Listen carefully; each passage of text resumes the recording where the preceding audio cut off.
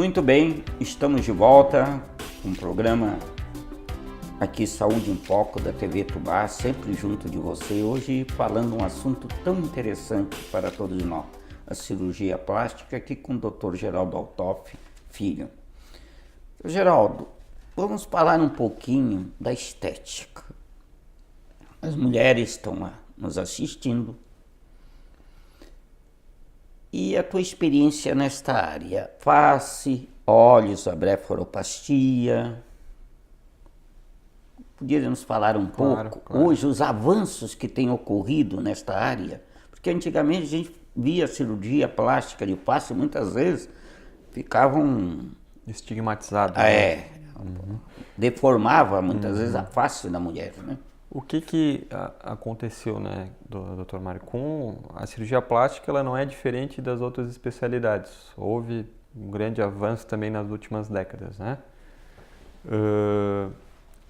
Antigamente se fazia cirurgias muito mais agressivas no rosto, né? Isso. E o que se via? Exatamente o que o senhor falou, né? Pacientes estigmatizadas, cicatrizes mal posicionadas, né? E baseado em todo esse avanço que a medicina teve, as cirurgias elas se tornaram com um porte um pouco menor, menos agressivas, né? Por quê? Porque o cirurgião hoje ele tem a capacidade de lançar mão de tratamentos complementares associados à cirurgia. Então a nossa paciente que tem uma flacidez facial, né? Que tem queixa de excesso de pele na região cervical, que queixa de excesso de pele na região aqui da mandíbula, né? A gente faz a cirurgia de suspensão facial, né? A ritidoplastia ou lifting facial. E associado, muitas vezes, a gente lança a mão de outros recursos, como, por exemplo, a gente faz a injeção de gordura no rosto para melhorar os vincos, né? Para melhorar as depressões que ocorrem com a idade, né? A gente lança a mão também depois complementando a cirurgia, a utilização do peeling, né, do laser de CO2 fracionado, que são todas alternativas que tratam a pele por si só e não a flacidez, porque a cirurgia ela trata a flacidez, né? Por exemplo, quando a gente faz lá, dá os pontos, a gente está tracionando os tecidos para que ocorra uma melhora da flacidez. O peeling, o laser, ele trata a qualidade da pele, né? E o que eu falei anteriormente do enxerto de gordura no rosto, ele devolve o volume para o rosto, porque a gente sabe que, com o estudo do envelhecimento, a gente sabe que o que ocorre? Ocorre uma reabsorção de gordura no rosto, uma reabsorção de músculo e uma reabsorção óssea. Então esse componente de volumização facial, seja com gordura, seja com ácido hialurônico, ele é muito interessante para as pacientes. Então, a gente tem que avaliar a cirurgia do lifting facial assim, uma cirurgia não tão agressiva, mas associado sempre a várias técnicas para que a paciente tenha o melhor resultado e o resultado com maior segurança possível. Já falando um pouco agora sobre a cirurgia das pálpebras, né, que é a área que protege os nossos olhos, então uma estrutura anatômica extremamente nobre, né? O que ocorre? Não é diferente das outras partes do nosso corpo. Com o passar dos anos ocorre um acúmulo de pele, né? Ocorre uma frouxidão dos tecidos com a protusão de gordura, que daí os pacientes falam, não, eu tô com a minha bolsa de gordura aqui muito grande. Então o cirurgião ele tem que lançar mão de técnicas para retirar esse excesso de pele com segurança, para que o paciente não tenha nenhuma repercussão na visão.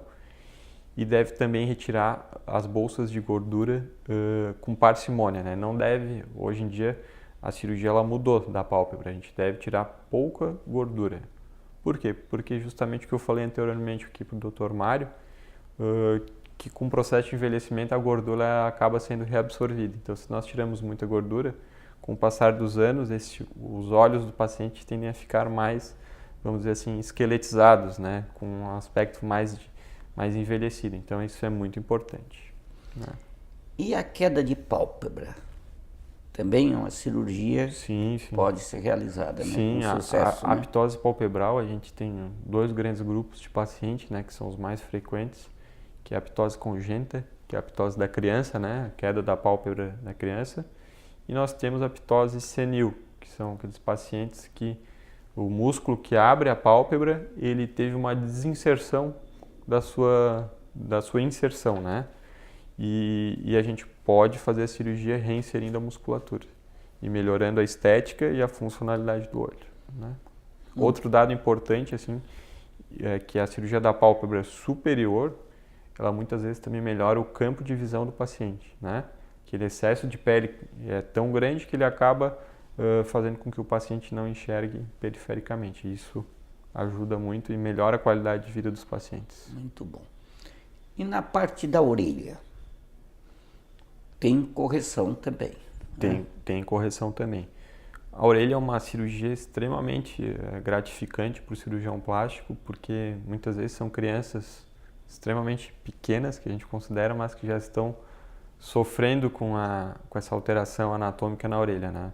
Ela é realizada a partir dos 7 anos de idade, né? 7 anos. Um dado importante é que a vontade de operar a orelha de uma criança de 7 anos, ela tem que ser dela, não é dos pais. Então a criança tem que chegar no consultório e tem que verbalizar e tem que falar, olha, doutor, eu quero operar minha orelha porque eu estou sofrendo na escola, né? Que isso está me ocasionando algum desconforto, e não os pais, porque muitas vezes chegam a criança está feliz, mas os pais estão infelizes.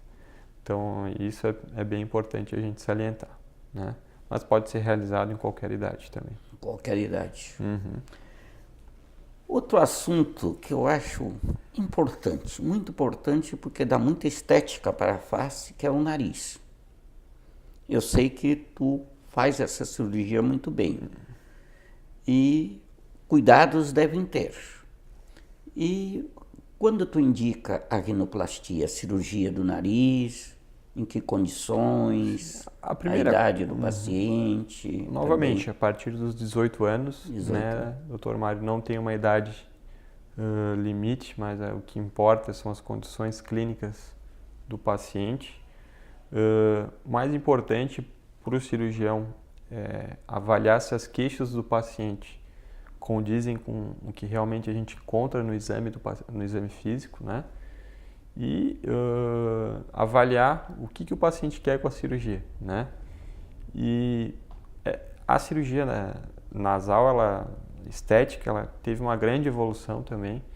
A gente mudou o conceito da cirurgia nas últimas décadas, né? Em que hoje a gente pensa na estética, mas a gente pensa muito na função nasal também, né?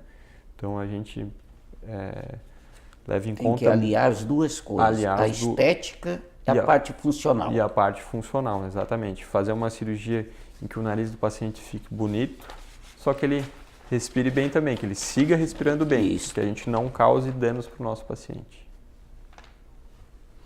Não, isso é muito importante, porque eu acho que a cirurgia, a rinoplastia, é uma cirurgia, assim, na área da cirurgia plástica, muito importante. Porque ela dá um outro toque, muitas vezes, na face da pessoa. Sim, é uma cirurgia... Dependendo das condições, ela... É uma cirurgia que milímetros fazem a diferença. Faz a diferença então, e deixa a pessoa com autoestima muito melhor, né? Exatamente, doutor Mário. Isso é muito importante. É muito importante. Outro assunto que ultimamente a gente se vê falar muito é a cirurgia bariátrica. E aí, a tua opinião, a tua experiência nesse sentido? Primeiro que a cirurgia bariátrica como método para perda de peso já foi comprovado que é algo extremo, que é uma cirurgia eficaz, né? É um dos métodos que tem melhores resultados para isso. O que chega para nós no consultório são aqueles pacientes que fizeram o procedimento, né, da cirurgia bariátrica e tiveram uma grande perda de peso, 40, 50, 60, 70 quilos. E isso acaba fazendo com que ocorra sobras de pele, né, e que causam um extremo incômodo para o paciente, né, nas suas mais diversas atividades, como caminhar, fazer a sua higiene.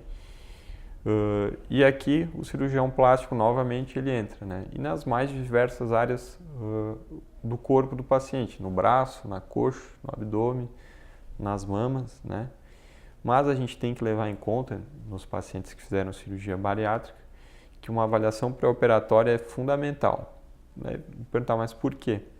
Porque esses pacientes, muitas vezes, eles desenvolvem algumas deficiências nutricionais e que tem que ser muito bem avaliado no pré-operatório para que se evite complicações depois, como complicações da ferida, cicatrizações, feridas que custam a cicatrizar, ou complicações no transoperatório, como um sangramento aumentado. Então, a avaliação pré-operatória num paciente que fez cirurgia bariátrica, ela é fundamental e ela é mais importante do que um paciente que não fez. O médico tem que estar mais atento ainda.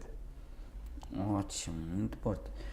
Um outro assunto, mudando um pouquinho agora, qual é a melhor opção para o envelhecimento facial, tratamento? Qual é a melhor opção na área da cirurgia plástica?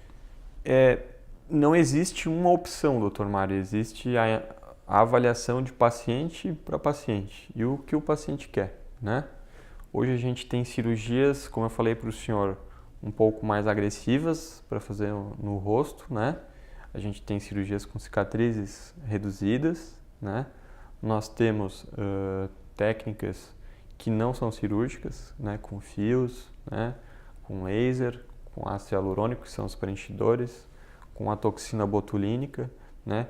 Então hoje o que ocorre assim é uma individualização para o que o paciente quer, né? Quanto tempo esse paciente tem para se recuperar da cirurgia, que é muito importante hoje, né? Todos temos uma vida corrida, então se o paciente tem tempo para se recuperar, a gente pode fazer uma cirurgia um pouco maior, pode oferecer mais recursos. Se o paciente não tem tanto tempo, a gente já não pode ser tão agressivo, porque o paciente não vai poder fazer um cuidado pós-operatório tão à risca como a gente pede. Então hoje é a individualização para cada paciente. Isso. E a idade também. A idade. O paciente pode ter 70, 80 anos. Sim, sim. O que importa são as condições. À disposição, as condições dele. Se o paciente é um paciente rígido, né? Se ele está ele nessa idade tem alguma doença, ele é um hipertenso, mas ele é um hipertenso bem controlado, né? Tem uma diabetes bem controlada, a gente pode fazer o procedimento. Mas como eu falei para o senhor, o mais importante é a individualização e para as pacientes mais jovens é a prevenção, né? Através de tratamentos dermatológicos, né, com toxina botulínica, preenchimento, a gente consegue postergar a cirurgia. Mas antes da gente encerrar, eu gostaria de fazer uma pergunta, assim. A gente tem visto falar muitos querendo colocando fio de ouro. Colocam na testa, colocam outra coisa. Em que condições tu tens usado essa técnica de fio de ouro? Eu, particularmente, eu não tenho experiência com essa técnica do fio de ouro. Eu tenho experiência com fios de sutura que induzem a produção de colágeno, né? Que é a sutura silhuete, que é um nome comercial, que dá resultados interessantes, né? Mas assim, do fio de ouro especificamente eu não tenho essa experiência. Não tenho essa experiência. E o que é mais falado na literatura médica é justamente essa técnica que eu realizo. Que dá um melhor resultado. Que dá um melhor resultado e que tem mais estudos mostrando a sua segurança. Isso né? é muito importante, porque tu vê num serviço de grande experiência, que é a Santa Casa de Porto Alegre, usa uma técnica, né, adequada, com um bom resultado, né? Doutor Geraldo, estamos chegando ao final do programa. Foi muito importante esse bate-papo. Eu gostaria de deixar aqui, neste momento, à tua disposição, se quiseres falar mais alguma coisa. E eu acho que foi muito esclarecedor para os nossos telespectadores o que foi falado hoje aqui. A TV Tubá agradece muito. Eu agradeço o espaço e o convite do Dr. Mário, né? Ele me conhece desde criança, né, Dr. Mário? Desde criança. E eu me coloco à disposição de todos os telespectadores que queiram tirar suas dúvidas a respeito de cirurgia plástica. Eu atendo na Clínica Provida, né? Realizo procedimentos aqui no Hospital da Socimed, no Hospital Nossa Senhora da Conceição, na Clínica Provida também, e em Braço Norte, no Hospital Santa Terezinha. E me coloco à disposição para dúvidas, tudo. Gostaria de lembrar, né, falando um pouco da minha especialidade, que a cirurgia plástica ela é igual às outras áreas da medicina e deve ser encarado com a mesma seriedade e com o mesmo afinco que as outras especialidades médicas, né? Com extrema seriedade, né? Por parte dos médicos e por parte dos pacientes, né?